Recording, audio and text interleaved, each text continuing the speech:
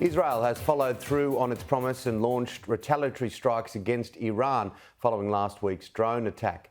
Israel's government and military are declining to confirm or deny if they carried out the strike. Iranians seem to be downplaying the incident, making it hard to know exactly what damage was caused. Tehran is saying it doesn't intend to retaliate immediately.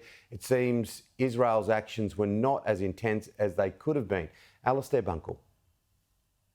5 days considering its next move, Israel launched an attack on Iran in the early hours of Friday morning. The target was an airbase near the central city of Isfahan. By first light, the skies were calm again. This was filmed at the nearby Isfahan nuclear facility. Not itself a target, but by hitting close by, Israel had made a point. By breakfast time, Iranian state media was reporting that a few small drones had been shot down.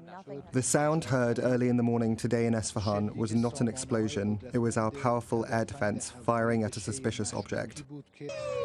Social media in Iran mocked Israel's attack, another indication that the government was starting to play it down. Iran's president gave an address on television later in the morning and only had this to say on recent tensions with Israel. Striking Israel was necessary, obligatory, unifying, and a source of pride and power for our great country. There has been no official comment from the Israeli government, although the far-right National Security Minister Ben Gvir put out this tweet describing the strikes as feeble. Israel's allies, who this week had been urging restraint, were noticeably coy today. I'm not going to speak to that, except to say that the United States has not been involved in any offensive operations. Calm heads should prevail. Any significant escalation in the region is not what anyone needs. It wouldn't be in anyone's interests. There have been no reports of casualties from the Israeli attack, and Iran state TV hasn't shown any video of damage caused.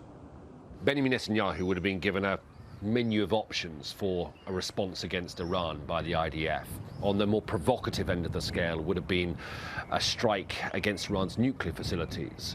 Lower down, an attack on pro-Iranian militia in Syria, for example. In one ear, he would have had the extreme right-wing elements of his coalition demanding that Israel take out a strong response. In the other ear, the US president and other Western allies telling him to take the win and walk away.